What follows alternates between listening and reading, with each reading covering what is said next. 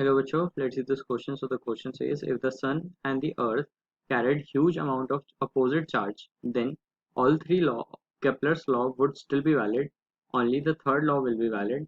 Second law will change. First law will not be valid. So the key concept of the question is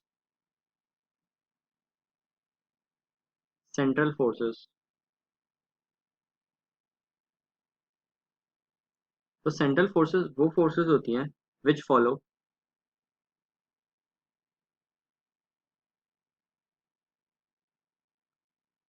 inverse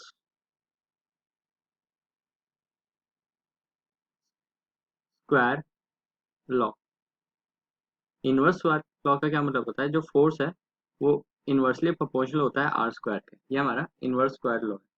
तो अब क्या होगा, अगर सन and earth का जो अमाउंट है अपोजिट चार्ज हो, तो अब क्या होगा, अगर सन एंड अर्थ है उसमें अपोजिट चार्ज हम अगर अज्यूम करते हैं सन और अर्थ को, तो उसकी वजह से एक इलेक्ट्रोस्टैटिक फोर्स होगा.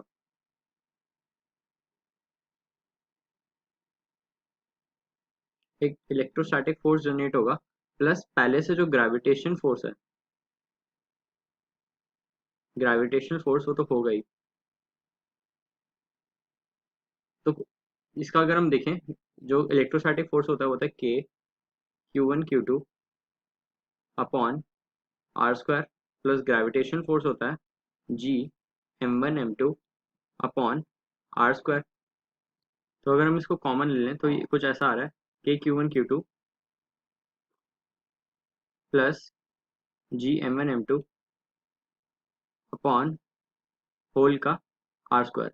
इसका मतलब जो फोर्स अभी भी है, जो फोर्स है इलेक्ट्रोस्टैटिक प्लस ग्रेविटेशनल, वो कुछ इन्वर्सली प्रोपोर्शनल है 1/r² के, सॉरी डायरेक्टली प्रोपोर्शनल है 1/r² के. तो इसका मतलब अभी भी जो ये फोर्स है ये इनवर्स स्क्वायर लॉ फॉलो कर रहा है, और जब भी इनवर्स स्क्वायर लॉ फॉलो होता है तो केपलर्स के लॉ वैलिड होते हैं. तो केपलर्स लॉ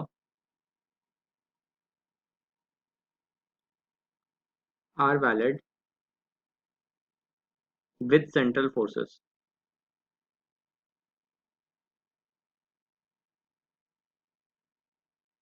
तो ऑप्शन ए है हमारा, all three of the Kepler's law will still be valid. तो ये सही है बिल्कुल.